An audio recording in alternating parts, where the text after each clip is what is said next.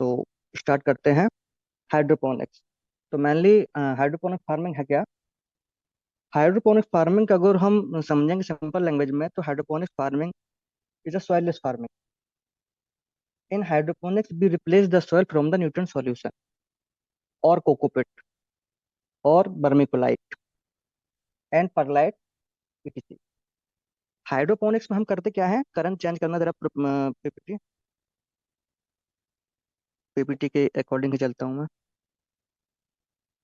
Okay, protected cultivation. तो hydroponics जो हमारा है, प्रोटेक्टेड कल्टीवेशन का ही एक पार्ट है।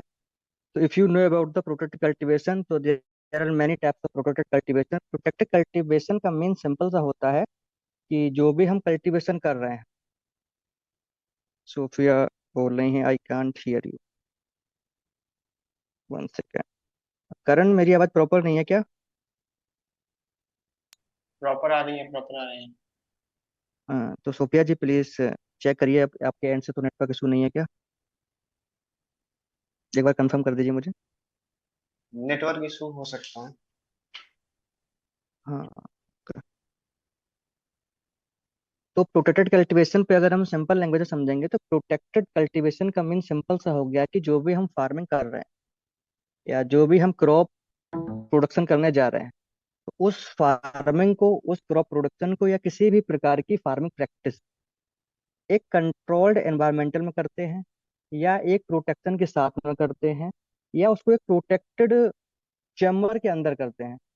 मेन कि किसी भी क्रॉप को, किसी भी फार्मिंग प्रैक्टिस को, किसी भी फार्मिंग, फ्रूट्स हो गए, वेजिटेबल्स हो गया, मेडिसिनल प्लांट हो गए, ऑर्नामेंटल प्लांट्स हो गए, एक्सेट्रा, उनको एक प्रोटेक्शन के अंदर करना, या उनको एक ऐसे माहौल में, ऐसे एटमोसफियर में करना जहाँ पे हम उसको प्रोटेक्शन दे सकें। जो भी बाहर से आने वाले कीट हैं, या जो भी डिसीज हैं, या जो भी टेम्परेचर है, सभी प्रकार का प्रोटेक्शन उनको अवेलेबल कराना। तो protected cultivation is a process of growing crops in a controlled environment. तो प्रोटेक्टेड कल्टीवेशन एक ऐसा कल्टीवेशन हो गया जहाँ पे हम किसी भी क्रॉप पे उसके अकॉर्डिंग टेम्परेचर मेंटेन करके, उसके अकॉर्डिंग रिलेटिव ह्यूमिडिटी कंट्रोल करके उस कल्टीवेशन को कर सकते हैं।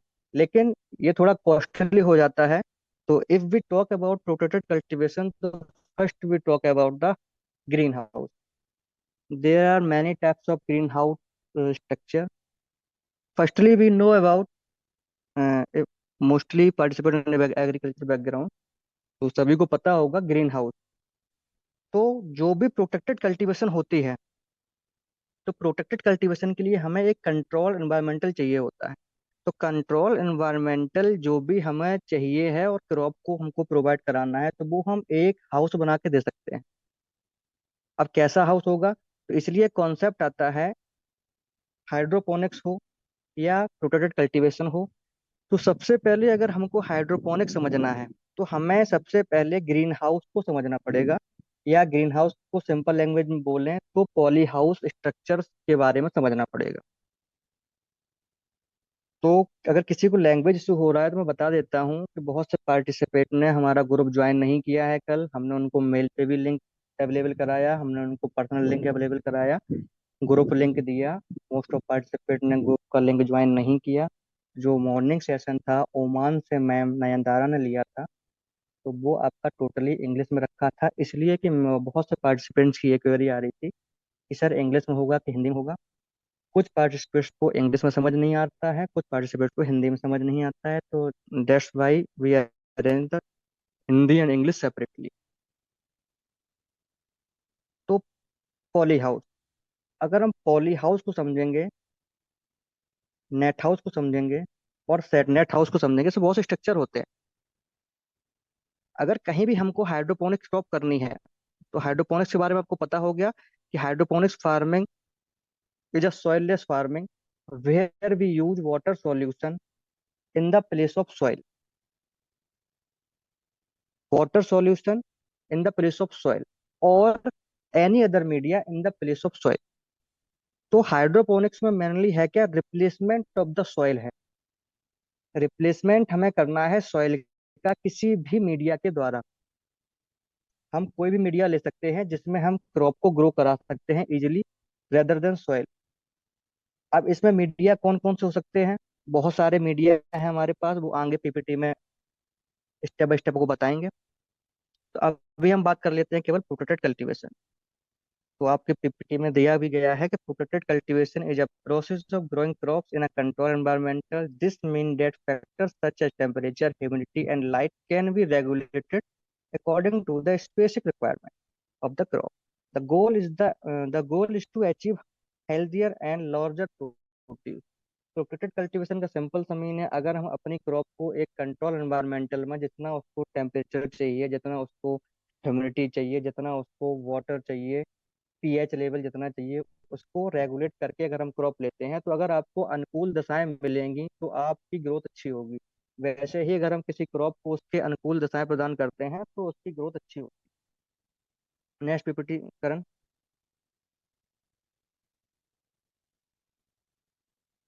देर are several types of protected cultivation practices including green house और पॉली हाउस। तो पॉली हाउस एक ऐसा स्ट्रक्चर होता है जहां पे हम क्रॉप को एक वाटर प्रूफ पॉली शीट से कवर करके, इसकी हाइट आपकी अगर मैनली देखेंगे तो 6 मीटर तक जाती है। 6 मीटर हाइट का एक स्ट्रक्चर बनाते हैं, और उस स्ट्रक्चर को हम क्या करते हैं कि 200 टू 250 माइक्रोन की लेयर होती है जो पॉलीशीट की लेयर होती है। तो उस लेयर से हम पूरे स्ट्रक्चर को कवर करते हैं, जो कि आपका एक प्रॉपर वाटर प्रूफ स्ट्रक्चर होता है। तो जहाँ पे हम वाटर प्रूफ स्ट्रक्चर लगा के क्या करते हैं कि वाटर प्रूफ स्ट्रक्चर लगा के हम अपने पूरे के पूरे क्रॉप को वाटर से तो बचाते ही हैं, एक्सेस वाटर से तो बचाते ही हैं, जो आपने देखा होगा ओले गिरते हैं, हेल स्टॉर्म, उससे भी बचाते हैं, इंसेक्ट से भी बचाते हैं, और जो आसपास के खेतों में कोई क्रॉप्स में जो भी डिसीजेज आ जाती हैं, उनके हम पैथोजन से भी अपने क्रॉप को बचा लेते हैं। जो उसका होस्ट होता है हमारे क्रॉप पे नहीं अटैक कर पाता है, क्योंकि हमने ऑलरेडी इंसेक्ट नेट एंड पॉलीसीड का नेट लगा रखा होता है। तो एक स्ट्रक्चर होता है हमारा पॉली हाउस। पॉली हाउस, एक होता है नेट हाउस, एक होता है शेड नेट हाउस। अब poly house, poly tunnel house, net house, row cover, shade net house में डिफरेंस क्या है? तो सिंपल सा डिफरेंस है कि पॉली हाउस वाटर प्रूफ होता है, जहां पे हम 200 माइक्रोन की पॉली शीट को यूज करते हैं। नेट हाउस क्या होता है कि जो कवर होता है स्ट्रक्चर को कवर करने का, वो हमारा नेट का बना हुआ होता है, जहाँ पे वो वाटर प्रूफ नहीं होता है, लेकिन उससे क्या होता है कि इंसेक्ट को अंदर आने से बचा लेते हैं, क्योंकि हमने अपनी क्रॉप के चारों तरफ और ऊपर नेट की एक लेयर लगा देते हैं। 40 मैश, 50 मैश, बहुत से डिफरेंट टाइप के नेट्स आते हैं, जिससे क्या होता है कि हम कीट पतंगों, इंसेक्ट से अपनी क्रॉप को बचा लेते हैं। तो पॉली हाउस वाटर प्रूफ होता है, इंसेक्ट प्रूफ भी होता है। वहां पे हम एनबीपीएच पॉली हाउस बोलते हैं उसको, नेचुरल वेंटिलेटेड पॉली हाउस, जहाँ पर जो उसका वेंटिलेशन होता है नेचुरली तरीके से होता है। तो पॉली हाउस और इंसेक्ट नेट हाउस और शेड नेट हाउस, सिंपल सा इनके नाम से ही हम समझेंगे अगर, तो पॉली हाउस पॉलीसीट का वाटर प्रूफ स्ट्रक्चर है। नेट हाउस नेट वाला स्ट्रक्चर होता है, जहाँ पे हम अपनी क्रॉप को इंसेक्ट से बचा लेते हैं। शेड नेट हाउस क्या होता है कि शेड नेट में क्या है कि एक्सिस टेम्परेचर, एक्सिस लाइट, जो सनलाइट आती है उसके परसेंटेज को हम कम कर देते हैं। मतलब कि अगर हम 50% मैश का शेड नेट लगाते हैं तो जो लाइट है उसकी इंटेंसिटी कम हो जाती है अंदर। अगर बाहर जो लाइट आ रही है वो केवल 50% ही अंदर आएगी। 70% का लगाएंगे तो 70% लाइट, ऐसे ही आपका 90% का आता है मैच। तो शेड नेट हाउस का सिंपल सा मतलब हो गया कि अपनी क्रॉप को शेड देना, मतलब कि जितनी लाइट चाहिए उतनी ही लाइट उसको अवेलेबल कराना। एक आपका होता है poly tunnel house. Poly tunnel house basic एक छोटा सा स्ट्रक्चर होता है, जहाँ पे हम क्रॉप की रो को, जो क्रॉप की रोज लगी होती है हमारी, अलग अलग रो को अलग अलग स्ट्रक्चर में हम उसको कवर कर देते हैं। महाराष्ट्र साइड में आपने देखा होगा, वहां पे यूज होता है क्रॉप कवर, मोस्टली अनार में होता है। तो वो एक कवर होता है जिससे हम क्रॉप को कवर करते चले जाते हैं। तो बहुत ही बेसिक डिफरेंस है। तो अभी आप इतना समझिए, जो आपके समझने के लिए, अगर हमको हाइड्रोपोनिक्स, पॉली हाइड्रोपोनिक्स फार्मिंग करनी है, तो हमें एक कंट्रोल्ड एनवायरमेंटल चाहिए है। और वो कंट्रोल एनवायरमेंटल अगर हम आउटडोर फार्मिंग करते हैं तो हमें पॉली हाउस बना के उसको देना पड़ेगा। और हम इंडोर फार्मिंग करते हैं घर के अंदर तो कोई ज़रूरत नहीं है, तो फिर हमारा वैसे ही स्ट्रक्चर बना हुआ है। बस हम नेट लगा सकते हैं कहीं पे जहाँ से इंसेक्ट अंदर ना आ पाए। तो ये बेसिक डिफरेंस है poly house, insect net house, जिसको नेट हाउस बोलते हैं, और आपका shade net house. Next slide करना करना।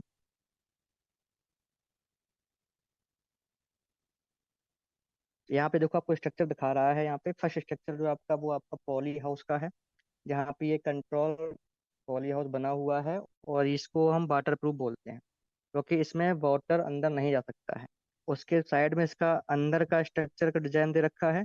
अब इसको हम अंदर का देखेंगे तो इसमें अंदर देखिए आप, ये हाईटेक स्ट्रक्चर बना हुआ है। जो साइड वाला स्ट्रक्चर है, ये आपका हाईटेक स्ट्रक्चर है। हाईटेक का मतलब हो गया सिंपल सा, पॉली हाउस में होता क्या है कि एक तीन टाइप्स के पॉली हाउस होते हैं।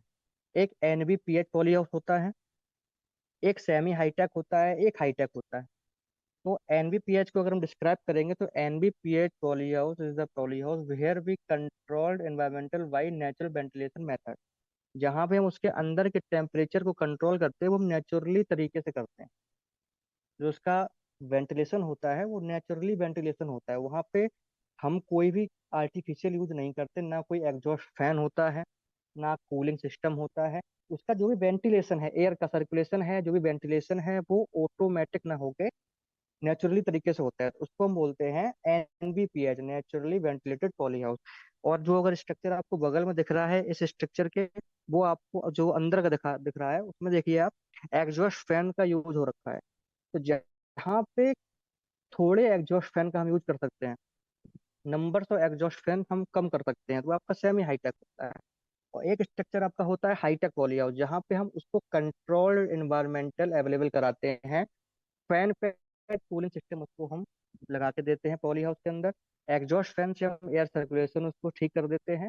और sensor based complete AI based poly house होता है, जहाँ पे ऑटोमेटिक मिस्ट लगे होते हैं, फॉगर लगे होते हैं। जैसे ही टेम्परेचर इंक्रीज होगा, सेंसर इंडिकेट करेगा, तो सेंसर से ही सारा कनेक्टेड रहता है। जैसे टेम्परेचर बढ़ेगा तो फॉगर चालू हो जाएंगे, उसके अंदर आर्टिफिशियल रेन चालू हो जाती है। एग्जॉस्ट लगे हुए होते हैं तो एग्जॉस्ट एयर सर्कुलेशन को करते रहते हैं। ड्रिप इरिगेशन सिस्टम जो भी होता है, तो drip irrigation system is also artificial method. वो भी पूरा आर्टिफिशियल होता है कि हर 4 घंटे बाद जैसा हम टाइमिंग सेट कर देते हैं, उतने समय बाद क्या होता है, उसमें ऑटोमेटिक तरीके से ड्रिप इनलाइन, जो लेटर एक लेटरल पाइप बिछा होता है, एक इनलाइन होता है, तो ऑटोमेटिक उसमें ड्रिप चलता रहता है। ऐसे ही हमारा हाइड्रोपोनिक्स में होता है। नेक्स्ट स्लाइड करना करण। यहाँ देखिए आप, स्ट्रक्चर बना हुआ है। एक फर्स्ट स्ट्रक्चर जो है आपका, वो आपका सेडनेट हाउस है, जो ग्रीन कलर का सेडनेट से पूरा स्ट्रक्चर कवर हो रखा है। तो when we use the shade net in a green house structure, वो हमारा सेड नेट हाउस होता है। बगल से आप देखेंगे पॉली टनल हाउस बना हुआ है, जो उसमें आप ट्रांसपेरेंट एकदम आपको दिख रहा होगा, तो वो आपका पॉली टनल हाउस है। ये बहुत ही चीपली रेट में बन जाते हैं, सस्ते बन जाते हैं, इनको इजीली फार्मर अपने खेतों में यूज कर लेता है। उसके नीचे आप देख रहे होगे क्रॉप कवर का डायग्राम लगा हुआ है। क्रॉप कवर का एक रोल आता है, तो रोल से क्या होता है, जो भी आपके अनार के पौधे, चीकू के पौधे, ऑरेंज के प्लांट्स खेत में लगे होते हैं मास्टर साइड में, तो वहां से फ्रूट फ्लाई से बचाने के लिए वो सिंपल सा क्रॉप कवर डाल देते हैं। एक तो फ्रूट फ्लाई से भी बचा लेते हैं, दूसरा हम उसको, जो लू चलती है गर्मियों में, गर्म हवाएं चलती हैं, उनसे भी पौधे को बचा लेते हैं। सर्दियों में हम जब यूज करते हैं किसी किसी क्रॉप पे, तो सर्दियों में जो पाला जिसको हम बोलते हैं, बहुत ही कोल्ड टेम्परेचर हो जाता है, उससे हम उसको बचा लेते हैं। Next slide.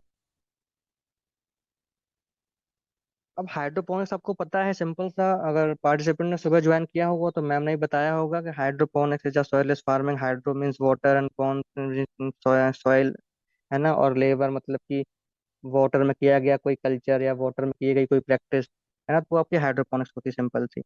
अब यहाँ पे है, it is an agriculture technique where plants are grown in the nutrient solution in complete absence of soil. तो सिंपल सा है कि सॉइल का रिप्लेसमेंट होता है हाइड्रोपोनिक्स। सॉइल लेस फार्मिंग इसको इसीलिए बोला जाता है, क्योंकि सॉइल क्या करती है, सॉइल एक बेसमेंट अवेलेबल कराती है प्लांट्स को। अरस्तु ने भी कहा था कि जो मिट्टी होती है, पौधों को एक सहारा देती है। तो सिंपल सा वही सहारे को हटा के हमने किसी और को सहारा बना दिया है प्लांट्स का यहाँ पे, तो वही आपकी हाइड्रोपोनिक्स हो गई है। अब यहाँ पे उसने, here is the soil substitute by the कहाँ गया? Medium such as the rock wool, हाँ वर्मी क्लाइट सही है, सैंड ग्रेवल होता है आपका, परलाइट हो जाता है, ठीक है।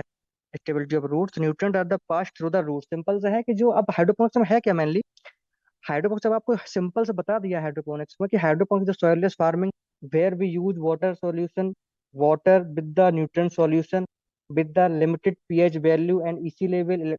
तो अपनी क्रॉप को पानी में उगाना, और अब हमारे प्लांट्स को क्या चाहिए ग्रो करने के लिए? 16 एसेंशियल एलिमेंट चाहिए, लेकिन मेनली उसको 8-9 ही चाहिए होते हैं, प्राइमरी मैक्रो माइक्रो, जो उसको इजीली अवेलेबल हम करा सकते हैं हाइड्रोपोनिक्स में, वो न्यूट्रिएंट सॉल्यूशन बना के हम उसको अवेलेबल करा देते हैं। भाई सॉइल क्या करता है, सॉइल से रूट्स क्या करते हैं, एब्जॉर्ब भी तो करती है वाटर को, और वाटर के साथ साथ में खनिज लवण जो भी मिनरल्स हो गए, जो भी एलिमेंट्स, उसको एब्जॉर्ब कर लेती है। तो वही मिनरल्स, वही न्यूट्रिएंट्स, वही सारे मैक्रो माइक्रो न्यूट्रिएंट्स हम उसको इजिली मेथड में उसी वाटर के साथ सर्कुलेट करा देते हैं। तो अपनी किसी क्रॉप को वाटर में न्यूट्रिएंट सॉल्यूशन के साथ उगाना, अब ये किस किस मेथड में होता है, नेट सेलेक्ट करना कर मैं बता देता हूँ आपको, बहुत सारे इसके टाइप्स हैं। देखो यहाँ पे कुछ स्टेप्स दे रखे हैं हाइड्रोपोनिक्स फार्मिंग की, अब आपको सिंपल डायग्राम देख के समझ में आ जाएगा कि टोटल प्रोसेस वही है कि रूट जो प्लांट्स की है वो वाटर सॉल्यूशन में रखना, उसको बस वाटर सॉल्यूशन में रखना या उस तक वाटर सॉल्यूशन को पहुंचाना, दो है यहाँ पे। प्लांट की जो रूट है, the root of the plant, उसको या एक तो उसको वाटर सॉल्यूशन तक ले जाना, या फिर वाटर सॉल्यूशन को रूट तक पहुंचाना। तो यहाँ पे इस प्रकार अगर हम पहला देखेंगे तो आप देखोगे न्यू एनएफटी चैनल में जो हम फार्मिंग करते हैं।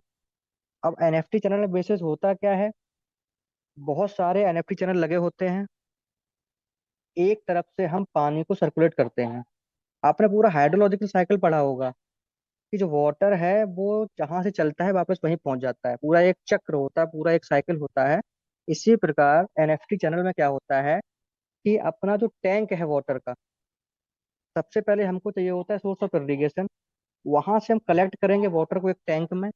वो मैं आपको एक लास्ट में वीडियो दिखा दूंगा पूरा चलता हुआ प्रोसेस, पूरा चलता हुआ एक फार्म। तो अभी यहाँ पे है क्या कि हमें सबसे पहले पानी चाहिए, वाटर चाहिए, वाटर के साथ हमको चाहिए है सॉल्यूशन। तो हम टैंक बना देते हैं, tank A, B and C। Her tank का अलग कंसंट्रेशन होता है, एक टैंक में हम NPK रखते हैं, या फिर कहीं कहीं हम लोग क्या करते हैं कि 4-5 टैंक बनाते हैं, एक टैंक में N, दूसरे में P, तीसरे में K, एक में फॉलिक एसिड, एक में एसिड। अब यहाँ पे आपको लगातार न्यूट्रन सॉल्यूशन नहीं चलाना है पानी के साथ में। तो हम पहला देखते हैं न्यूटन फिल्म टेक्निक में होता क्या है कि जो भी आपके चैनल्स में जो एनएफटी प्लास्टिक के चैनल होते हैं, प्लास्टिक के उसको बॉक्स बोल सकते हैं, उस चैनल में जब हमारा वाटर सर्कुलेट होता है तो वो न्यूट्रन सॉल्यूशन के साथ जाता है, और जो हमारा प्लांट होता है वो नेट कप में लगा हुआ होता है। नेट कप में क्या होता है कि बड़े बड़े होल्स होते हैं, उससे रूट जो निकल के पानी में चली जाती हैं, तो उस पानी से वो वाटर सॉल्यूशन से क्या करती हैं, न्यूट्रिएंट को एब्जॉर्ब कर लेती हैं। तो अब यहाँ पे देखोगे आप फर्स्ट फिगर में, एनएफटी फिगर में, न्यूट्रिएंट फिल्म टेक्निक में, कि जो आपके प्लांट्स डले हुए हैं नेट कप में। अब नेट कप में हम वर्मीकुलाइट, परलाइट, कोकोपीट का 3:1:1:1 का हम मिक्सचर बना के भर देते हैं, उसी में आपका प्लांट जर्मिनेट करा के ट्रांसप्लांट कर देते हैं। तो वो आप देखिए कि नीचे जो आपका, जैसे आप कूलिंग सिस्टम होता है ना कूलर का, नीचे से पानी मोटर से जाएगा, ऊपर से वापस फिर से मोटर से जाएगा, ऐसे सिस्टम चलता रहता है एनएफटी में। एक टैंक से पानी आता है एनएफटी चैनल्स में, प्लांट्स के रूट से होता हुआ वापस से कलेक्ट रिजर्वायर में जाके वापस उसी टैंक में वापस हो जाता है। दूसरा मैटर है आपका डी वाटर कल्चर। अब डी वाटर कल्चर में क्या होता है कि भरे हुए पानी के एक बॉक्स में, एक बड़ा सा बॉक्स होता है, उस भरे हुए पानी के बॉक्स में हम क्या करते हैं, सिंपल से नेट कप में लगा हुआ प्लांट डाल देते हैं, वो पानी उसमें भरा रहता है, टाइम टाइम पे हम उस वाटर सॉल्यूशन को रिप्लेस करते रहते हैं।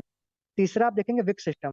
विक सिस्टम में सिंपल सा है कि जो नेट कप होता है वो विक सिस्टम में लगा होता है, तो जो भी वाटर सॉल्यूशन आता है हल्का हल्का टच होने के बाद रूट से वापस से टैंक में कलेक्ट हो जाता है।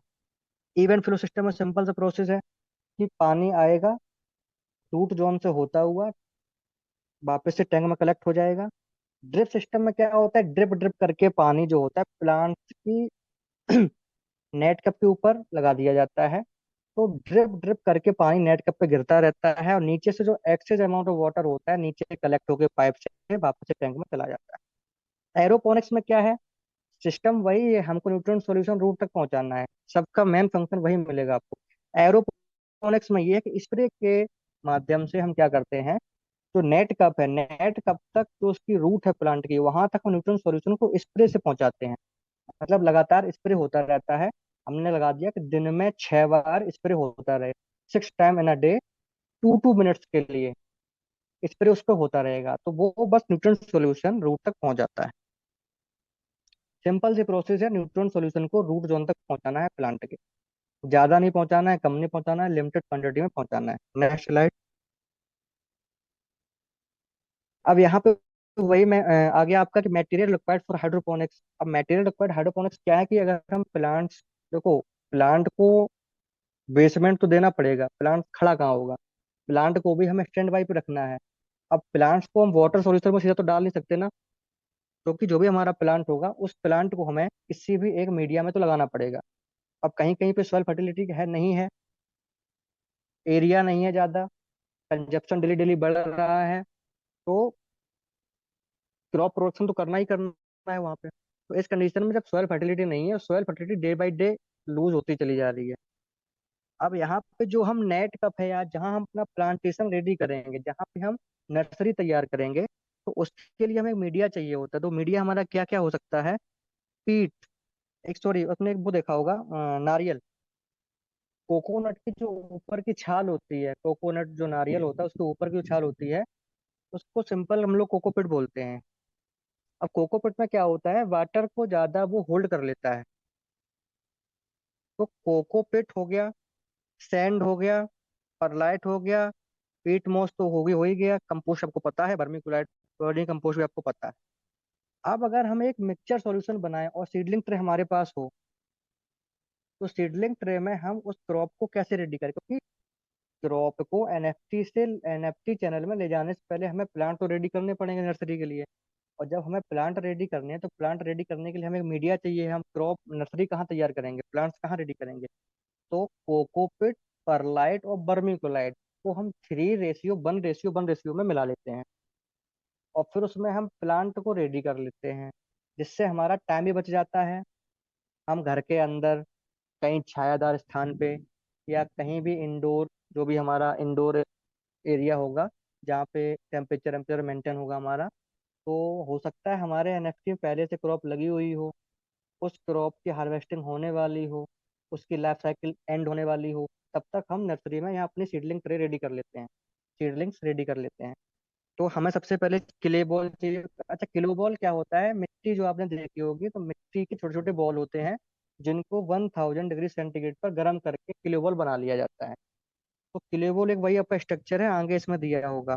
नेट कप आपको पता है, छोटा सा एक कप होता है जो कि जालीदार होता है, उसमें नेट ऐसा बना होता है, खांचे बने होते हैं, चौकोर स्ट्रक्चर, जो उसका स्पेस होता है खाली होता है, जहां से root and excess amount of water जो होता है नीचे चला जाता है, और रूट भी निकल के पानी में चली जाती है। कोकोपीट आपको पता है, नारियल के ऊपर का जो उसके ऊपर की स्किन होती है, नारियल कोकोनट के ऊपर की, उसका पाउडर होता है, जियोडस्ट में अच्छी क्वालिटी में आता है। सैंड आपको पता है, perlite, vermiculite, NFT channel, tank और एनपीके सॉल्यूशन, ये आपको नॉर्मली चाहिए अगर आप अपने घर में छोटा सेटअप स्टार्ट कर रहे हो, तो मेनली आपको ये सब चाहिए ही चाहिए होगा। Next slide. अब देखो यहाँ पे हाइड्रोपोनिक्स कंप्लीट स्ट्रक्चर दे रखा है यहाँ पे।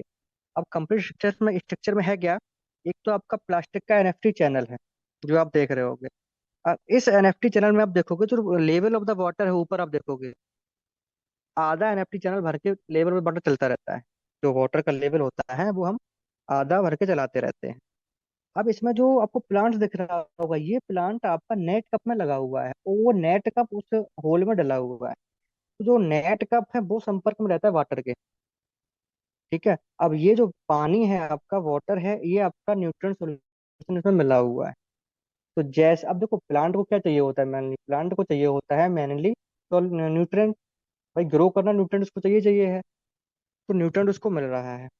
एक टाइमर लगा हुआ है कि पर डे कितनी बार इस पानी को, न्यूट्रिएंट सॉल्यूशन वाले वाटर को एनएफटी चैनल में सर्कुलेट करना है, और वापस से हम सर्कुलेट करके रिजर्वायर द्वारा वापस से उसको टैंक में कलेक्ट कर लेते हैं। तो हमको ज्यादा, इसमें क्या होता है, 70% तक अपनी वाटर का जो मिसयूज है वो बचता है। 70% तक हम सेव कर लेते हैं वाटर को। तो अब कहीं कहीं पे क्या होता है, लोग वायलेट कलर की एंड पिंक कलर की ग्रोलाइट को भी लगा देते हैं। तो जहाँ पे प्रोडक्शन हम लोग ओपन फील्ड में करते हैं प्रोडक्शन, तो 12 आवर का होता है हमारा। अब यहाँ पे वो 24 आवर में प्रोडक्शन, उसमें जो फोटोसिंथेसिस है, 24 आवर चला रहे हैं उसको। क्योंकि उन्होंने ग्लोराइड भी दे रखा है, टेम्परेचर भी दे रखा है, CO2 लेवल दे ही रखा होता है, NPK दे ही रहे हैं। प्लांट को चाहिए क्या है, H2O चाहिए, पानी उसको मिल ही रहा है, न्यूट्रिएंट सॉल्यूशन चाहिए, मैक्रो माइक्रो उसको दे ही रहे हैं सॉल्यूशन में लाके। और बहुत से लोग तो सीवीड एक्सट्रैक्ट भी यूज कर रहे हैं इस टाइम पे, है ना। ग्रो लाइट से उसको लाइट मिल ही रही है, क्योंकि आपको पता है प्लांट जो होता है रेड लाइट कोई एब्जॉर्ब करता है केवल, क्योंकि विवग्योर हमारे सनलाइट में 7 कलर होते हैं, तो प्लांट केवल रेड कलर को ही एब्जॉर्ब करता है। सिंपल सा प्रोसेस है कि एक सर्कुलेट सिस्टम चाहिए वाटर का, कि एक सिरे से पानी आएगा, दूसरे सिरे से पानी वापस से उसी टैंक में चला जाएगा, और उस टैंक में हम क्या करेंगे, न्यूट्रिएंट सॉल्यूशन को मिला देंगे। तो पानी का एक साइकिल चलता रहता है। नेक्स्ट स्लाइड पर Karan, next slide. Hydroponic setup क्या है, रिजर्वायर क्या है? It is the container that hold the nutrient solution required to the for the growth of the plant. It is usually the plastic or glass container and metallic container. It should not be used at it can bring harmful chemical. अब simple सा है वही, reservoir आपको चाहिए, एक tank चाहिए, simple language समझिए आप, आपको एक टैंक चाहिए होता है वाटर को होल्ड करने के लिए। एक आपको एनएफटी चैनल या प्लास्टिक का पाइप चाहिए होता है सिंपल लैंग्वेज में, जो वाटर सर्कुलेट उसमें हो सके। आपको ग्रो ट्रे चाहिए होता है जहाँ पे आप प्लांट को लगा सकें। ग्रो ट्रे इसमें दे रखा है कि grow tray is essential in hydroponic setup to hold the plant. It may have valves of the water is dripping under something also the content medium such as the coco। हाँ, ये आपका net cup ही है। आपको simple सा net cup चाहिए जहाँ पे आप कोको पिट या क्ले बॉल डाल के उसमें प्लांट को रोक सकें। Next slide. क्योंकि इसको पढ़ेंगे तो बहुत टाइम वेस्ट हो जाएगा। ग्रोइंग मीडिया मैंने आपको बता ही दिए हैं। ग्रोइंग मीडिया क्या होते हैं, ग्रो मीडिया मतलब मैंने बताया आपको कि कोई भी मीडिया जिसमें हम प्लांट्स को लगा सकें रेदर देन सॉइल। सॉइल नहीं होना चाहिए, सॉइल का रिप्लेस हमें करना है, क्योंकि हम सॉइल को नेट कप में यूज क्यों करें? सॉइल को नेट कप में यूज करने का कोई मतलब ही नहीं बनता। अगर हम हाइड्रोपोनिक्स कर रहे हैं, लेयर्स में कर रहे हैं फार्मिंग, है ना, तो सॉइल का यूज नहीं करेंगे वहाँ पे। हो सकता है बहुत जगह पे सॉइल खराब, जैसे हम साउथ में करें, शायद इमरान जुड़ा भी है यहाँ पे, जुड़ा होगा। तो बहुत सी जगह होता क्या है कि हमें सॉइल मिलती ही नहीं है, या सॉइल मिल भी रही तो सॉइल पे लिमिटेड इलाके में ही कर सकते हैं। तो सिंपल सा है कि सॉइल का हमें यूज ही नहीं करना है, या जहाँ पे सॉइल फर्टिलिटी है ही नहीं, सॉइल में फर्टाइल फर्टाइल हो ही नहीं रहे हैं प्लांट, तो कोई मीडिया ले लेना। मीडिया मैंने आपको बता दिए, ग्रोइंग मीडिया बहुत से होते हैं, कोकोपीट वगैरह बहुत से होते हैं। न्यूटन सॉल्यूशन आपको पता है, Newton solution is nothing but mineral dissolve water. एक वाटर होता है, इसमें बहुत सारे मिनरल्स मिला दिए जाते हैं, NPK मिला दिया जाता है, मैक्रो माइक्रो मिला दिए जाते हैं, और टैंक ABC करके अलग अलग लोग बना देते हैं, 5-5-5 रेशियो का NPK सॉल्यूशन भी बना देते हैं, है ना। Next slide. हाइड्रोपोनिक्स बेनिफिट्स, देखो मैंने आपको PPT शेयर कर ही दी है ग्रुप में, उसमें टेबल में सब कुछ है। EC लेवल क्या चाहिए किस क्रॉप के लिए, रिलेटिव ह्यूमिडिटी कितनी क्रॉप के लिए क्या चाहिए, पूरे टेबल बना हुआ है। उस पर अगर टाइम बर्बाद करेंगे यहाँ पे तो कोई मतलब नहीं निकलने वाला। तो हाइड्रोपोनिक्स बेनिफिट क्या है, वाटर सेविंग है, 70% तक वाटर को हम सेव कर लेते हैं, मिसयूज होने से बचा लेते हैं। जिस इलाके में, जिस एरिया में, जिस शहर में, या कहीं भी जहाँ सॉइल में फर्टिलिटी नहीं है, सॉइल नहीं है, तो वहां पे हम हाइड्रोपोनिक्स करके लीफी वेजिटेबल उगा के, लीफी वेजिटेबल क्या, मैंने अब तो ग्रो बैक टेक्निक्स में लोग कुकुम्बर भी कर रहे हैं, टमाटो भी कर रहे हैं, और आपके एग प्लांट भी कर रहे हैं, जिसको हम लोग बैगन बोलते हैं, ब्रिंजल, वो भी उगा रहे हैं। बस NFT में हम बेसिकली लीफी वेजिटेबल्स ही करते हैं। फास्ट ग्रोथ तो आपकी होती है, क्योंकि कितनी आपका 143 के, हाँ 143 करोड़ के आसपास आपकी जनसंख्या होने वाली है इंडिया की। तो सिंपल सा है कि जब पॉपुलेशन बढ़ रही है, प्रोडक्शन कम हो रहा है, कंजप्शन बढ़ रहा है, तो कहीं ना कहीं हमें रिप्लेसमेंट करनी पड़ेंगी चीजें। तभी अब वर्टिकल फार्मिंग होने लगी है, प्रिसीजन एग्रीकल्चर पर जोर दिया जा रहा है, use of AI in agriculture पर जोर दिया जा रहा है। तो फास्ट ग्रोथ चाहिए हमें। तो फास्ट ग्रोथ तभी मिल सकती है जब हम 24 आवर उसको ग्रो लाइट लगा के 24 आवर उसको सॉल्यूशन दे के क्रॉप को ग्रो करेंगे। नेक्स्ट आपका है नो बीट्स। सिंपल से है, जब सॉइल ही नहीं है तो बीट्स कहाँ से आएगा एनएफटी चैनल में, है ना। कोई खरपतवार नहीं उगेगा, कोई हर्बिसाइड का हमको यूज नहीं करना पड़ेगा, क्योंकि कहीं ना कहीं हम जो ओपन फील्ड्स में कर रहे हैं वहां पे आपके हर्ब्स आ रहे हैं प्लांट्स के साथ में, तो उस हर्ब्स को हमें डिस्ट्रॉय करने के लिए कहीं ना कहीं हमें हर्बिसाइड का यूज करना पड़ेगा। तो यहाँ पे हर्बिसाइड का भी यूज नहीं है, क्योंकि हर्बिसाइड कहीं ना कोई इफेक्ट तो क्रॉप पे डालेगी, फ्रूट्स पे भी डालेगी, फिर फ्रूट्स से डाल के हम लोगों पे भी डालेगी। तो यहाँ पे नो बीट्स मतलब कि कोई बीट्स नहीं उगेगा, और जब कोई बीट्स उगेगा ही नहीं तो हमें बीडिसाइड का यूज नहीं करना है। No paste.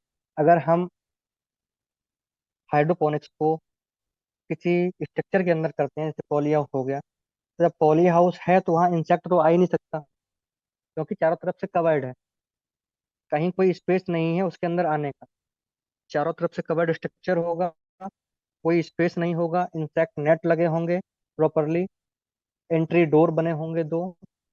तो वहां पे क्या है कि जब इंसेक्ट अंदर आएगा ही नहीं तो हमें पेस्ट का यूज ही नहीं करना। रेदर देन कभी आ गया, 1% चांस में कभी आ भी जाता है, तो सर्वाइव नहीं कर पाता है अंदर, या आ जाता है तो स्प्रे करके एक बार में डिस्ट्रॉय कर दिया जाता है। No pesticide. अब पेस्टिसाइड यहाँ पे नो पेस्टिसाइड को तो नहीं बोल सकते हैं, क्योंकि अगर टेम्परेचर में थोड़ा सा भी डिसबैलेंस होता है पॉली हाउस के अंदर तो डिसीज तो फैल जाती है, क्योंकि जब उसके अंदर टेम्परेचर कंट्रोल्ड है, या टेम्परेचर कंट्रोल हमने करके रखा और थोड़ा सा भी सर्दी गर्मी दोनों, ह्यूमिडिटी बढ़ गई, तो ह्यूमिडिटी बढ़ने से कभी कभी क्या होता है कि डिसीज फैल जाती है पूरे में। तो पेस्टिसाइड का यूज वैसे तो नहीं होता है, लेकिन जब जिस कंडीशन में होता है तो बहुत ज़्यादा हो जाता है। तो इसीलिए हम हाइड्रोपोनिक्स क्रॉप तो जो भी हमारी होती हैं उनको हम ऑर्गेनिक क्रॉप भी नहीं बोल सकते हैं, ऑर्गेनिक फार्मिंग भी नहीं बोल सकते हैं, ना ही हम ऐसा बोल सकते हैं कि no pesticide use. Next slide. बहुत से लोग बोलते हैं हाइड्रोपोनिक्स को, hydroponics is organic farming. Benefits of hydroponics farming आपको पता है, plants grow faster so the yield is high. जब प्लांट्स की ग्रोथ फास्टर होगी, जो काम 6 महीने में होना चाहिए था वो काम 3 महीने में हो रहा है, तो उसकी यील्ड भी हाई होगी, टाइम भी बचेगा, और हम बीच के एरिया को कैच करके, बीच के टाइम को कैच करके दूसरी क्रॉप भी उसमें ले लेते हैं आराम से। तो हम नंबर्स ऑफ क्रॉप जो होता है साइकिल ज़्यादा ले लेते हैं। ऐसे आपने सुना होगा कि जो कुकुम्बर होता है उसका 4 मंथ का साइकिल होता है, life cycle cucumber is the 4 month. तो वी यूज वी अगर पॉलीहाउस में देखेंगे कुकुम्बर को, हम अगर 4 मंथ का साइकिल है, ओपन फील्ड में कुकुम्बर तो हम खैर एक ही बार कर पाते हैं। ओपन फील्ड में कुकुम्बर्स का जो प्रोडक्शन है, कुकुम्बर की फार्मिंग, खीरे की फार्मिंग हम केवल एक बार ले पाते हैं सीजन में, सीजनली। पॉली हाउस के अंदर वही कुकुम्बर फार्मिंग को हम 3 टाइम्स ग्रो कर लेते हैं, क्योंकि उसके अंदर हम आर्टिफिशियल टेम्परेचर देके ग्रो बैग में लगा लेते हैं। अगर सॉइल फर्टिलिटी नहीं है, वहाँ पे सॉइल सही नहीं है, तो भी हम उसको ग्रो बैग में लगा के, जिस ग्रो बैग में हम न्यूट्रिएंट सॉल्यूशन को ड्रिप इरिगेशन से पहुंचा देते हैं। ड्रिप इरिगेशन का पाइप लगा के ग्रो बैग में हम बूंद बूंद करके पानी के साथ न्यूट्रिएंट सॉल्यूशन को उस ग्रो बैग में, जहाँ पे खीरे का plant, cucumber plant in cocopeat medium लगा हुआ है, उसको हम एक पाइपलाइन द्वारा पानी की बूंद बूंद करके न्यूट्रिएंट सॉल्यूशन को देके 1 साल में 3 बार, 3 टाइम्स हम ग्रो कर लेते हैं खीरे की क्रॉप को। क्योंकि उसका लाइफ साइकिल जो कुकुम्बर होगा, अगर आप एग्रीकल्चर के स्टूडेंट हैं, या आप रिसर्च में हैं, या आप प्रोफेशनल हैं, वर्किंग प्रोफेशनल, आपको पता होगा। कुकुम्बर हो गया, 4 मंथ की क्रॉप है, तो इसको हम 3 बार ग्रो कर लेते हैं पॉली हाउस के अंदर। और मिनिमम रेट जो कुकुम्बर होता है वो आपको पता है, 10 रुपए पर केजी से कभी कम नहीं जाता है, लेकिन ऑफ सीजन तो 40 रुपीज केजी भी चला जाता है। तो अगर हम कुकुम्बर पे ही जाएंगे ग्रो बैग में, या हम ओपन फील्ड में कुकुम्बर पे जाते हैं, तो सिंपल सा है कि अगर कुकुम्बर कोई कर ले तो वो प्रॉफिट हो जाता है, लेकिन वो हमें प्रोटेक्टेड कल्टीवेशन के अंदर, पॉली हाउस के अंदर ही करना पड़ेगा, या नेट हाउस के अंदर करना पड़ेगा। तो ऑफ सीजनल कुकुम्बर हम ले लेते हैं, ऑफ सीजनल कैप्सिकम ले लेते हैं हम ग्रो बैग में लगा के। अब ये बता मैं इसलिए रहा हूँ क्योंकि ये भी हाइड्रोपोनिक्स का ही पार्ट है, वहाँ पे भी हम सॉइल को तो रिप्लेस कर ही देते हैं ना मीडिया से। करने को सॉइल में भी कर सकते हैं, लेकिन जहाँ पे सॉइल खराब है वहाँ पे हम ग्रोइंग मीडिया में कोकोपीट को लेके ग्रो बैग में कुकुम्बर की फसल को 3 बार ले लेते हैं 1 साल में। उससे क्या होता है, जो भी फार्मर्स हैं उनको अच्छी प्रोडक्शन प्राप्त हो जाती है, और अच्छा रेट भी मिल जाता है, क्योंकि ऑफ सीजन क्रॉप जो होगी तो अच्छा रेट देके जाती है। तो can be grow anywhere, underground rooftop green house plants can be grow where traditional farming is not possible, water and nutrients are restricted. हाँ ठीक है, इस फार्मिंग को हम ऐसी जगह पे कर सकते हैं जहाँ पे ट्रेडिशनल फार्मिंग सक्सेस नहीं है, सक्सेस कैसे नहीं है, जहाँ की सॉइल फर्टिलिटी बिल्कुल खत्म हो चुकी है, जहाँ पे पथरीला इलाका है, पहाड़ है, ऐसी जगह पे हम आराम से कर सकते हैं। नेक्स्ट आपका plants can be grow where traditional farming is not possible, ठीक है। Organic food can be produce without using fertiliser और पेस्टिसाइड। हाँ, ऑर्गेनिक फूड कर सकते हैं, करते भी हैं, लेकिन जब डिसीज लग जाती है तो पेस्टिसाइड का यूज करना ही पड़ता है, क्योंकि हम मैक्रो माइक्रो को तो दे सकते हैं बिना बिना किसी केमिकल के, लेकिन जब डिसीज आ जाती है तो पेस्टिसाइड का यूज करना पड़ सकता है। तो सिंपल सा हो गया कि हाँ। नेक्स्ट आपका हो गया hydroponics is the extensibly used in the space research programs and hydroponics can be used to grow food away from earth where soil is. हाँ, जहाँ पे सॉइल नहीं है तो वहाँ पे हम सॉइल फार्मिंग हाइड्रोपोनिक्स कर सकते हैं, सिंपल सा है। Next slide. Scope of India. अब इंडिया में इसका क्या स्कोप है? आजकल बहुत सारी कंपनियां आ गई हैं हाइड्रोपोनिक्स में, सॉइललेस फार्मिंग में, या प्रोटेक्टेड कल्टीवेशन में। तो जब बहुत सारी कंपनियां आई हैं इसमें, क्योंकि कोविड के बाद से बहुत ज्यादा स्कोप आया है हाइड्रोपोनिक्स में, प्रोटेक्टेड कल्टीवेशन में, क्योंकि लोगों को दिखा है कि एग्रीकल्चर सेक्टर में ग्रोथ है। जब सारे सेक्टर बंद हो गए थे तो एग्रीकल्चर सेक्टर, मेडिकल सेक्टर, ये सारे सेक्टर ओपन थे। लोगों को समझ में आ गया कि जब कोई भी ऐसी पेंडेमिक कंडीशन आएगी इन फ्यूचर तो सारे सेक्टर बंद हो जाएंगे, लेकिन एग्रीकल्चर सेक्टर बंद नहीं होगा, क्योंकि अगर लोगों को भूख लगेगी तो खाना खाएंगे, खाना खाएंगे तो उगाएंगे, क्रॉप करेंगे।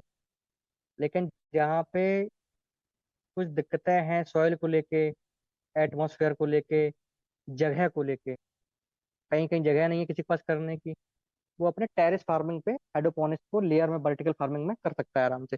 अब स्कोप ऑफ इंडिया यही है कि कैरियर अपॉर्चुनिटी बहुत आ रही है। Population size of India is, देखो पॉपुलेशन साइज बढ़ ही रहा है, ठीक है, लगातार इंक्रीजिंग स्टेज में जा रहा है। 143 या 144 करोड़ आसपास जनसंख्या हो चुकी है। डाटा, करंट डाटा तो 144 करोड़ के आसपास का होगा। तो फ्यूचर हाइड्रोपोनिक्स में है, बहुत सी कंपनियों में पोस्टें आ रही हैं। BSc agriculture, MSc agriculture, agronomist की पोस्ट आ रही है, प्रोजेक्ट मैनेजर की पोस्ट आ रही है, फार्म मैनेजर की पोस्ट आ रही है, हाइड्रोपोनिक्स एक्सपर्ट की पोस्ट आ रही है। बहुत सारी कंपनियों में बहुत सारी पोस्टें निकल रही हैं। अगर आपको हाइड्रोपोनिक्स का स्पेसिफिकेशन पता है, आपके पास उसका उसकी एक्सपर्टीज है, या आपने क्रॉपों के बारे में पढ़ा हुआ है कि कौन डिसीज किस टाइम कब कोई डिसीज लग रही है क्रॉप में, तो उससे क्या है, आपको एक स्कोप मिल जाता है। और इंडिया में तो स्कोप इसलिए है कि पॉपुलेशन लगातार बढ़ रही है, खाना लोगों को चाहिए है, जमीन दिनों दिन कम होती जा रही है, लोग रूरल एरिया से अर्बन एरिया में जा रहे हैं, अर्बन एरिया लगातार बढ़ रहा है, घर बन रहे हैं, फ्लैट बन रहे हैं, लोगों के जो जगह खेती की जगह थी सब प्लॉट कट रहे हैं, है ना। तो डे बाई डे क्या हो रहा है कि जो फार्मिंग या कल्टीवेशन लैंड है जो हमारी, वो दिन प्रतिदिन कम होती चली जा रही है। जनसंख्या बढ़ रही है, एक उल्टा प्रोसेस चल रहा है एकदम से, कि जनसंख्या में इंक्रीजमेंट हो रहा है, प्रोडक्शन कम होता चला जा रहा है, क्योंकि एरिया कम होता चला जा रहा है, कंजप्शन बढ़ता जा रहा है।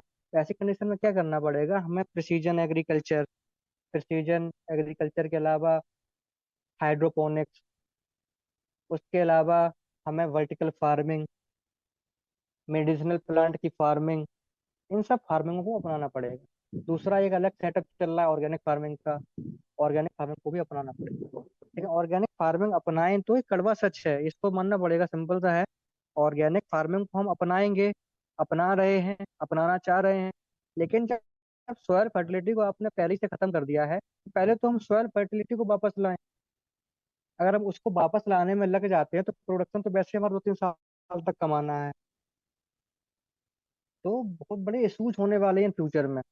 जैसे स्टार्टिंग में जब मोबाइल आया था तो लोगों ने कहा था हम एंड्रॉयड नहीं चलाएंगे, हम स्क्रीन टच मोबाइल नहीं लेंगे, हम विंडोज मोबाइल का यूज नहीं करेंगे। प्रेजेंट कंडीशन से अब अगर आप उस कंडीशन को मैच करके देखोगे तो ये आज मजबूरी बन गई है लोगों की कि उनको मोबाइल का यूज करना ही पड़ेगा। अगर आपको जॉब करनी है तो मोबाइल लेना पड़ेगा, अगर आपको सेशन अटेंड करने हैं तो मोबाइल का यूज करना पड़ेगा। तो ऐसे ही इन फ्यूचर अगर हमें जीना है तो हमें फार्मिंग, ट्रेडिशनल फार्मिंग को छोड़ के स्मार्ट फार्मिंग पे आना ही पड़ेगा, क्योंकि प्रोडक्शन गिरती जा रही है, कंजप्शन बढ़ता जा रहा है। नेक्स्ट स्लाइड क्या है, दिखाना करें। वैसे तो इसको ओपन लिया। हाँ तो ये तो आपका सिंपल सा था। सिंपल सा था इसमें हाइड्रोपोनिक्स में, कि हाइड्रोपोनिक्स आपका एक सॉइल लेस फार्मिंग होती है, जहाँ पे हम सॉइल को रिप्लेस कर देते हैं वाटर सॉल्यूशन से। तो एक पीपीटी और एक सेकंड वेट करिएगा, वो पीपीटी डिलीट होगी सिंपल से।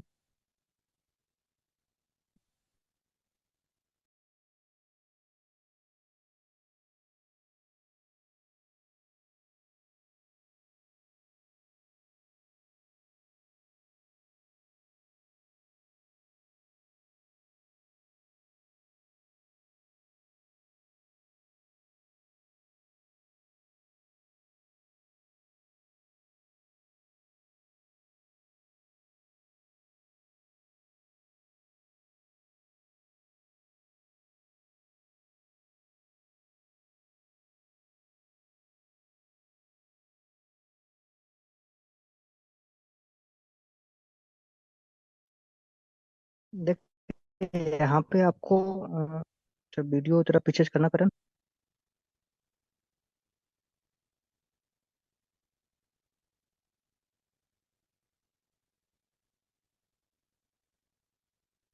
ओके सिंपल, कोई नहीं। पीछे देखो, पीछे एक टैंक देखा होगा आपने, जहाँ पे आपका वाटर सॉल्यूशन आ रहा था।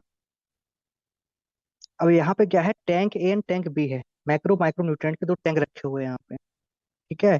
इसके ऊपर एक वीडियो वीडियो ऑन करना।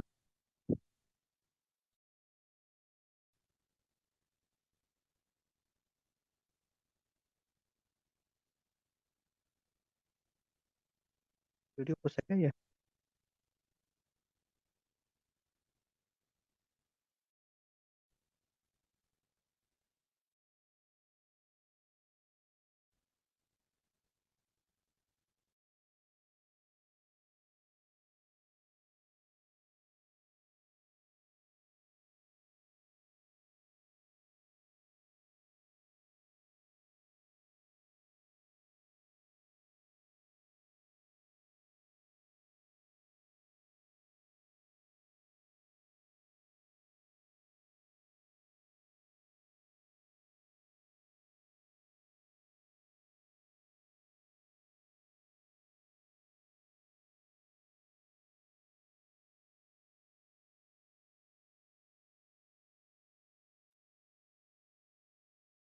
हाँ, ये डोजर मशीन है। ये आपको न्यूट्रलाइजर है। यहाँ देखो, इस मशीन से होता क्या है, पीएच लेवल और ईसी लेवल को कंट्रोल किया जाता है। जो लेवल यहाँ पे सेट कर दोगे, पीएच लेवल को और ईसी लेवल को, दोनों ही वैल्यू यहाँ से कंट्रोल करके ऑटोमेटिक उतने ही पीएच का वाटर, उसका ईसी लेवल उस हिसाब से ये रेगुलेट कर देता है। अगर पीएच कम ज्यादा है तो उसमें उसमें एसिड ऐड करके या बेस ऐड करके उसका लेवल कर देता है। मेनली आपका वही होता है, 4.2 टू 6 सॉरी 5.2 से लेके 6.2 तक पीएच लेवल को रखते हैं हाइड्रोपोनिक्स में। अब यहाँ पे आपके, हाँ ये आपका पीएच लेवल का इंडिकेटर है, यहाँ पे आपके इसी लेवल का इंडिकेटर है। वीडियो चल नहीं रहा है क्या? हाँ, ये आपका इसी लेवल का है कंट्रोलर। यहाँ से पीएस और इसी दोनों को हम रेगुलेट कर देते हैं। अब ये आपका देखो, पूरा डोजर मशीन है ये पूरी। सब कुछ पूरा ऑटोमेशन है। Fogger, drip line, automatic fan pad system, कि फैन पैड को, कूलिंग सिस्टम को कितने देर तक चलाना है, रात में कब से कब तक बंद कर देना। ये एक ऑटोमेटिक ऑटोमेशन मशीन है, जिसके अकॉर्डिंग हम फॉगर को, पानी की मोटर को, ड्रिपर को, मिस्टर को, मिस्ट क्या करते हैं, मिस्ट एक फॉग बनाते हैं ऊपर, धुआं सा पानी का, जिससे कि टेम्परेचर थोड़ा कंट्रोल हो जाता है। और ड्रिपर क्या होता है, ड्रिप ड्रिप करके, बूंद बूंद करके पानी गिरता है आपका, जो ग्रो बैग लगे होते हैं। और एनएफटी चैनल में कितना पानी हमको देना है, वो भी यहाँ से, मतलब पूरा रेगुलेट ऑटोमेटिक तरीके से होता है। ये एक ऑटोमेशन यूनिट होती है। यहाँ से आपके फैन से लेके पैड, एग्जॉस्ट फैन, सेंसर, सब कुछ से कनेक्ट होते हैं ऑटोमेटिक। ये पूरा आपका एक ऑटोमेशन मशीन होती है, जो बड़े बड़े सेटअप्स में लगाई जाती है। 4,000 स्क्वायर मीटर, 10,000 स्क्वायर मीटर, इस प्रकार के में लगाई जाती है। ये आपका डिस्क फिल्टर लगा हुआ है। ये फिल्टर क्या करता है कि जो भी आपका न्यूट्रन सॉल्यूशन आ रहा है उसको फिल्टर करके है ना, क्योंकि बहुत सारा उसका जो कंसिस्टेंसी है उसी हिसाब से उसको। ये देखो आपको दिख रहे होंगे ग्रो बैग लगे हुए हैं। अब यहाँ पे आप 1 मिनट रोकिएगा करण जी। ये देखो आपका ऑस्मोसिस ट्यूब है ना, इसको क्यूब ऑस्मोसिस क्यूब है ये। सिंपल सा इसमें होता क्या है कि हमें जब सीडलिंग्स रेडी करनी होती है तो हम इसको स्प्रे करके सिंपल सा ऑस्मोसिस क्यूब में हम सिंपल सा जो प्लांट्स को जर्मिनेट करने के लिए सीडलिंग्स रेडी कर लेते हैं। अब यहाँ पे हमारी सीडलिंग्स रेडी हो गई, देखो सीड डाल देंगे ऑस्मोसिस ट्यूब में। ये आपका रिसाइकिल हो जाता है और रीयूज भी हो जाता है, दो तरीके का आता है। तो इस ऑस्मोसिस क्यूब में हमने अब सीडलिंग्स को रेडी करके, अब इसी सीडलिंग्स को हम क्या करेंगे, यहाँ से छोटे छोटे पीसेस को लेके हम अपने नेट कप में, अभी मैं आपको नेट कप दिखाऊंगा, वहां पर ट्रांसप्लांट कर देते हैं एनएफटी चैनल में। तो यहाँ पे तो आपकी सीडलिंग्स रेडी हो रही है। सीड को डाल देंगे इसमें और पानी का स्प्रे करते रहेंगे, ये आपका जर्मिनेट हो जाएगा। ये देखिए आपको ऑस्मोसिस क्यूब है, जिसको हम देहाती भाषा में सोपता भी बोलते हैं।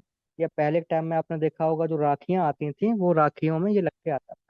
ये एक ऑस्मोसिस क्यूब है। रॉक क्यूब भी इसको बोलते हैं। मतलब बहुत तरीके के क्यूब आते हैं। ये तो ऑस्मोसिस क्यूब हो गया, रॉक क्यूब हो गया आपका। या सीधा आप सीडलिंग ट्रे में कोकोपीट भर के वहां रेडी कर लेते हैं। अब यहाँ देखिए आपका एनएफटी चैनल है।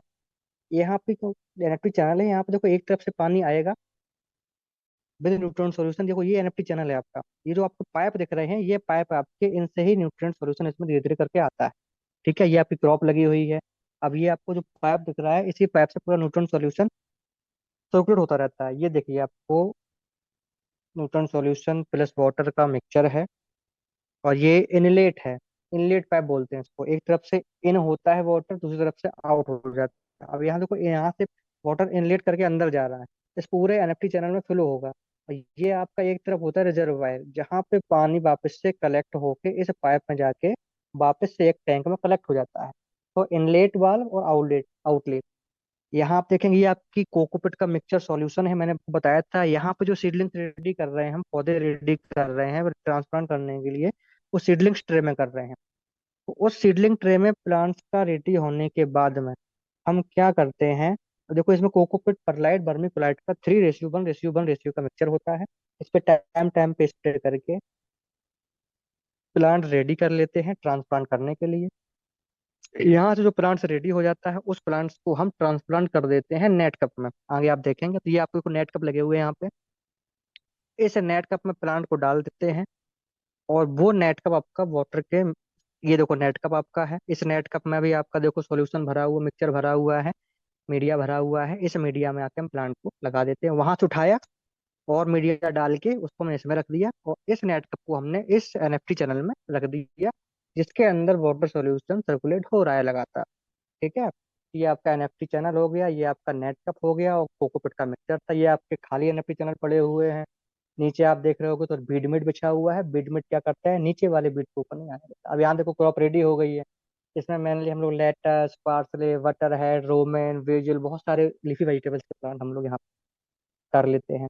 अब नीचे आपको बीड मिट दिख रहा होगा ब्लैक कलर का, ये देखिए आप नेट कप है। नेट कप के रूट जोन बाहर आ रहे हैं, रूट। और ये रूट बाहर आके आप सिंपल से देखेंगे,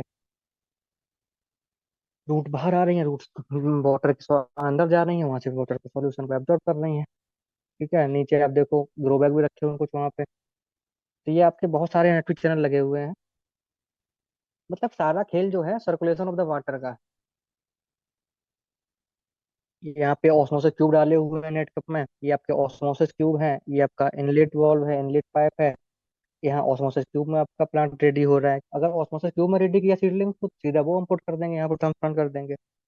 यहाँ से आपका आउटलेट है ये, और इसके अंदर का देखेंगे आप, सिंपल सा वाटर है जो आपका फ्लो हो रहा है इसके अंदर।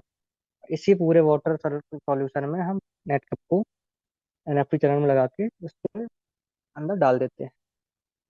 ये आपका वाटर सॉल्यूशन होगा। अब इसमें आप देख लीजिए बिल्कुल क्लीन है, आपको कहीं एलगी कुछ नहीं दिखेगा। कंट्रोल टेम्परेचर रखेंगे तो एलगी नहीं आता है। एलगी तब आपका आता है जब आपका टेम्परेचर वाटर का बढ़ जाता है, या पानी गर्म हो जाए, फिर ठंडा हो जाए, तो इस कंडीशन में एलगी आपकी लग जाती है। और आगे चलेंगे तो आपको दिखाते हैं, ये ब्लैक कलर का एक प्रैक्टिकल के लिए रखा हुआ है कि टेम्परेचर कुछ ज़्यादा मेंटेन कर लेता है, इसमें एलगी आती है कि नहीं आती, इसलिए हमने ब्लैक कलर का एक ये यहाँ पे कर दिया है। ये पूरा सेटअप होता है आर्टिफिशियली कंट्रोल्ड। थोड़ा कॉस्टली होता है कि इतना बड़ा सेटअप लगाएंगे तो थोड़ा कॉस्टली पड़ जाता है, इसलिए इसको सिंपल सा लगाने के लिए घरों के लिए छोटा सा सेटअप भी लगा सकते हैं। टेम्परेचर मेंटेन करने के लिए सिंपल सा होता है कि फैन पर सिस्टम लगाया जाता है। एक तरफ जब आपने कूलर देखा होगा, तो कूलर के अंदर खेती करना, एक तरफ फैन है, पीछे की तरफ पैड लगा होगा आपका। ये देखो आपको फैन दिख रहे होंगे साइड में, फैन लगे हुए हैं। इसके अपोजिट डायरेक्शन में आपको पैड पैड लगा होगा, उस पैड पे पानी गिर रहा होगा और ये फैन चल रहे होंगे। तो ये फैन क्या करते हैं, पैड की तरफ से हवा को खींचते हैं, है ना। तो मोस्टली होता क्या है कि जब एक तरफ पैड पे पानी गिर रहा है ना, फैन चल रहे हैं तो हवा को खींच रहे हैं, तो अंदर पूरा एक कूलिंग सिस्टम बन जाता है। ये ऊपर आपको एग्जॉस्ट दिख रहे होंगे, एग्जॉस्ट लगे हुए हैं, ये ऊपर की एयर को सर्कुलेट करते रहते हैं।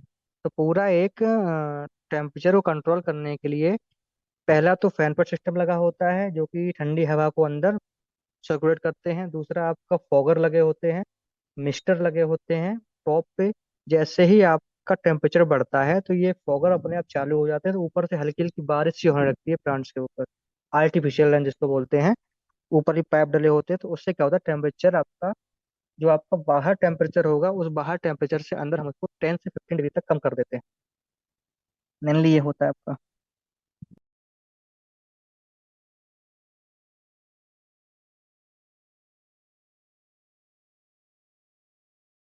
टब लगाना है तो ये आपको पॉली हाउस लगाना है ना, पॉली हाउस लगाना पड़ेगा। जो आपका वाटा है उसमें आपको फैन पर सिस्टम, जिसको हम बोलते हैं हाईटेक पॉली हाउस, वो आपको लगाना ही पड़ेगा अगर आपको टेम्परेचर कंट्रोल करना है तो। इसलिए थोड़ा कॉस्टली पड़ता है हाइड्रोपोनिक्स, तो रियलिटी है। लेकिन अगर आपको टेम्परेचर मेंटेन करना है, घर से बाहर लगाना है, तो आपको पॉली हाउस लगाना पड़ेगा।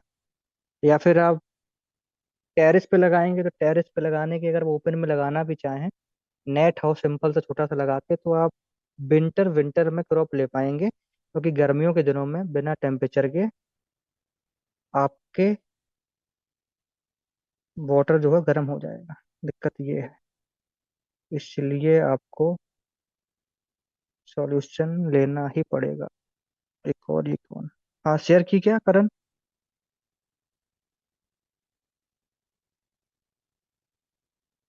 हाँ सर, शेयर हो गई। विजिबल है। हाँ हाँ हाँ, नेक्स्ट कर दो। हाँ नेक्स्ट कर दो, विजुअल है। हाँ देखिए, ये है ऑस्मोसिस क्यूब, ठीक है। एक आपका क्यूब है। इस क्यूब में क्या होता है, सिंपल सा सीड डाल देते हैं हम। इसका वीडियो डला होगा मेरे पास, मैं दिखा दूंगा आपको इसका भी। सिंपल सा एक आपका क्यूब है जो आपके वाटर को एब्जॉर्ब कर लेता है ना। इसमें हम सीड डाल के, पानी सिंचाई करके, हल्की हल्की स्प्रे करके सीडलिंग्स को रेडी कर लेते हैं। और इसी सीडलिंग्स को एक एक प्लांट्स के टुकड़े में लेकर हम नेट कप में रख देते हैं। और नेट कप में रख के उसको हम एनएफटी चरण में रख देते हैं। इससे ऑस्मोसिस ट्यूब क्या करता है, वाटर को एब्जॉर्ब करता रहता है और रूट को वाटर मिलता रहता है। कुछ दिन बाद क्या होता है, रूट जोन वैसे ही ऑस्मोसिस ट्यूब से निकल के नीचे वाटर में चली जाती है, तो वहां से एब्जॉर्ब करती रहती है। तो ये आपका ऑस्मोसिस ट्यूब है, सिंपल सा फिगर आप डायग्राम देख लीजिए।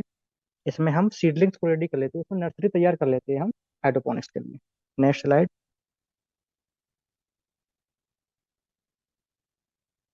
ये आपका एनएफटी पाइप्स हैं, एनएफटी चैनल्स है, जहाँ पे आप नेट कप में प्लांट को रख के, ऑस्मोसिस ट्यूब पर रख के सिंपल सा आप उसको लगा सकते हैं। तो ये आपका ऑस्मोसिस ट्यूब हो गया। और ये आपका नेट कप हो गया, जहाँ पे हमने ऑस्मोसिस ट्यूब में रेडी सीडलिंग्स को नेट कप में रख के एनएफटी चैनल में रख दिया। ठीक है, समझ में आ गया होगा आपको अपना। नेक्स्ट, ये देखिए आप, यहाँ पे मैंने आपको दिखाया था वीडियो में भी, तो वही यहाँ पे क्या है, ऑस्मोसिस ट्यूब की जगह कोकोपीट का मीडिया भरा हुआ है।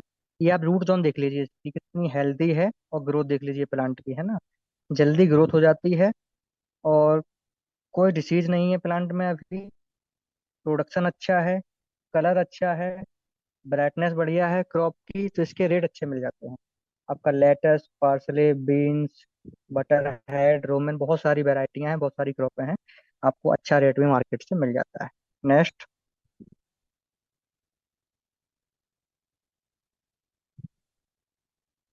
Ready for harvest. ये देखो आपके दो स्ट्रक्चर हैं यहाँ पे, एक आपका एनएफटी चैनल है, 7 लेयर्स वाला स्ट्रक्चर लगा हुआ है।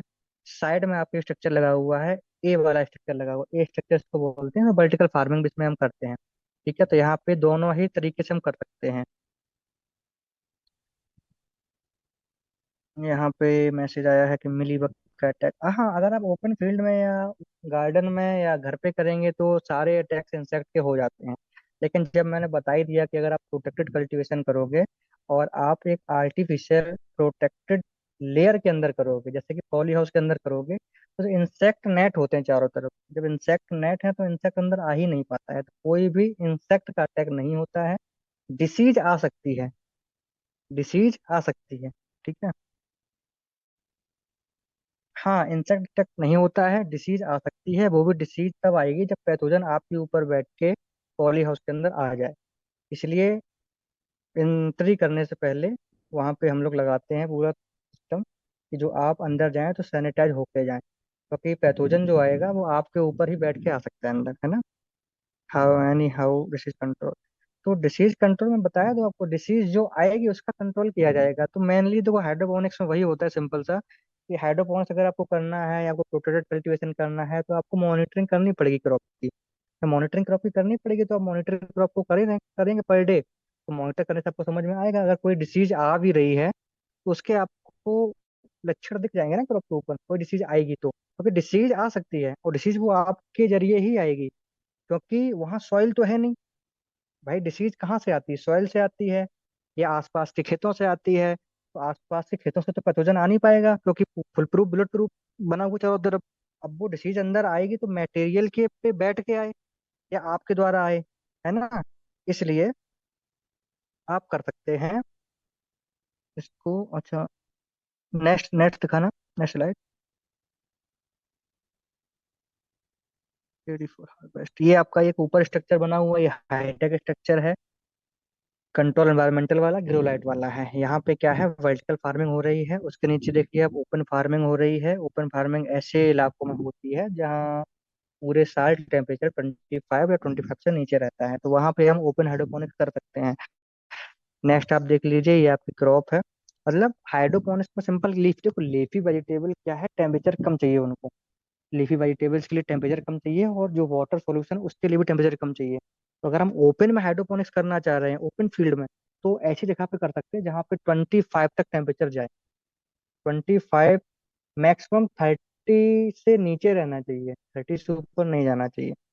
तो वहां तुम ओपन में कर सकते हैं। अपने यहाँ अगर हम वेस्ट रीजन में करेंगे इंडिया में, तो हमें आर्टिफिशियल चैम्बर बनाने ही पड़े, मतलब पॉली हाउस बनाना ही पड़ेगा। या फिर अगर हम छोटा सेटअप लगाना चाह रहे हैं घर में, एरोपोनिक्स का, या छोटा सेटअप लगा सकते हैं इंडोर में, विंटर विंटर में।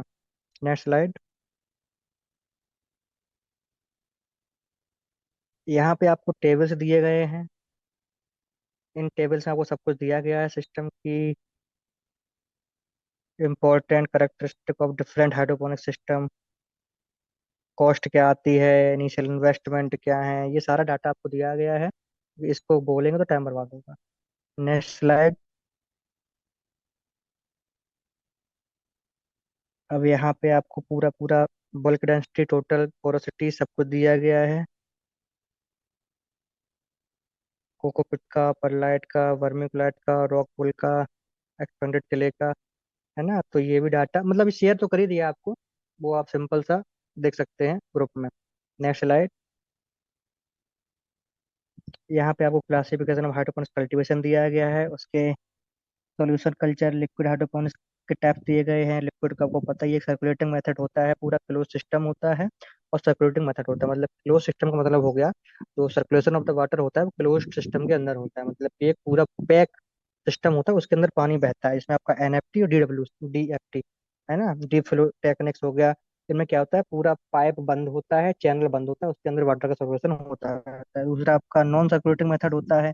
नॉन सर्कुलेटिंग का मतलब हो गया, कुछ सेटअप ऐसे होते हैं जहाँ पानी सॉल्यूशन के साथ भरा ही रहता है।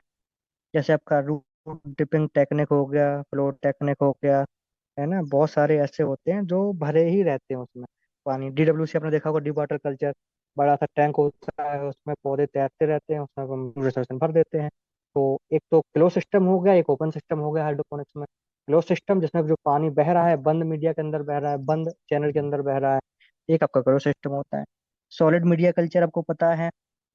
सॉलिड मीडिया कल्चर में आपका हो गया कि जहाँ पे हम कोकोपीट को भर दें ग्रो बैग में, है ना, मतलब पानी वहां पर जो आएगा डिप डिप करके आएगा, बूंद बूंद करके आएगा। ठीक है, ग्रो बैग टेक्निक आपकी हो गई। ट्रेंच एंड थ्रो सिस्टम हो गया आपका। पॉट टेक्निक होगी, मतलब किसी पॉट में ग्रोइंग मीडिया को भर दिया, कोकोपीट को भर दिया, ड्रिपर लगा दिया, स्प्रिंकलर लगा दिया, ड्रिपर से बूंद बूंद करके पानी आ रहा है, या ड्रिप लाइन डाल दी, है ना, तो वो आपके सोलर मीडिया कल्चर हो जाते हैं।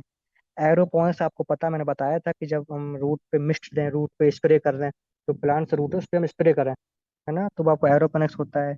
Fog fill technique, root mist technique. एक तो हम वही है ना, मतलब रूट तक हमें न्यूट्रन सॉल्यूशन को स्प्रे द्वारा पहुंचाना। फिर आपका major advantage of hydroponics cultivation are, तो बहुत सारे हाउ टू कंट्रोल इट। क्या कह रही है Mani ji, how to control it, किसको कंट्रोल करना है? कोई नहीं। ठीक है, तो बहुत सारे मेथड्स हैं, बहुत सारे फायदा है। हाईली टेक्निकल चाहिए इसमें, हाईली इनिशियल इन्वेस्टमेंट चाहिए है, तो बहुत सारा इन्वेस्टमेंट भी इसमें चाहिए होता है। प्रिसीजन सर्वेलेंस भी चाहिए होता है, बहुत सर्वे, मतलब अगर हाइड्रोपोनिक्स करेंगे तो आपको उसको लगना पड़ेगा, मॉनिटरिंग करनी पड़ेगी, कॉस्टिंग भी लगानी पड़ेगी, इन्वेस्टमेंट भी करना पड़ेगा। कॉमर्शियल पे जाएंगे तो फिर आपको इन्वेस्टमेंट तो करना पड़ेगा। Next slide. यहाँ पे आपको fertigation, nutrition solution, concentration for the mini tuber potato aeroponics, यहाँ पे बहुत सारी क्रॉप्स के लिए अलग अलग पीपीएम्स में न्यूट्रिएंट सॉल्यूशन की जो रेसिपी होती है वो हर क्रॉप के लिए अलग अलग इसमें दी गई है। Next. Drip irrigation fertigation system of the hydroponics cultivation technology, इसमें डाटा आपको, ये डाटा आप आराम से पढ़ लेना, आपको ग्रुप में शेयर कर दिया गया है, हो सकता है तो पीपीटी, दो पीपीटी दे देंगी है आपको, है, दोनों पीपीटी आप देख। Next. Standard major Newton solution, ये आपका मतलब टोटल डाटा दिया गया है, इस डाटा को आप आराम से रीड कर सकते हैं, और कोई भी आपको, देखो जो सॉल्यूशन बनाने का फॉर्मूला है या जो आपका न्यूट्रिएंट का फॉर्मूला है, सब कॉमन फॉर्मूला बना के यूज करते हैं वैसे तो इसमें आपको सिंपल सा सब पूरा डाटा दे दिया गया है। मेन बस ये है कि अगर आप कॉमर्शियल जाएंगे तो आपको बहुत ज़्यादा कॉस्टिंग लगानी पड़ेगी। आप छोटा सेटअप घर में लगा सकते हैं प्रैक्टिकली। नेक्स्ट। सॉल्यूशन का भी दे दिया गया है, यहाँ पे आपको कैप्सिकम का दिया गया है, ग्रो बैग में कैप्सिकम का अलग दिया है। ठीक है, नेक्स्ट। यहाँ पे आपको ड्रिप इरिगेशन, ठीक है, फर्टिगेशन, ठीक है, सॉइल सिस्टम, हाँ, कोकम्बर का भी दिया गया है, नाइट्रोजन का, हाँ, ठीक है, नेक्स्ट। ये डाटा आप देख लीजिएगा एक बार, डाटा सही है। ये टैंक ए टैंक बी का कंसंट्रेशन दे दिया, कितने कितने केजी मिलाना है। ठीक है, सॉइल कल्टीवेशन में। नेक्स्ट। ये आपको टेम्परेचर दे दिया गया है कि आपको कितना टेम्परेचर मेंटेन करना है, कितनी रिलेटिव ह्यूमिडिटी रखनी है, डे का टेम्परेचर कितना रखना है, नाइट का टेम्परेचर कितना रखना है, अलग अलग क्रॉप के हिसाब से डे, नाइट और रिलेटिव ह्यूमिडिटी तीनों का अलग अलग दे दिया है, कितना किस क्रॉप में कितना रखना है। और नेक्स्ट।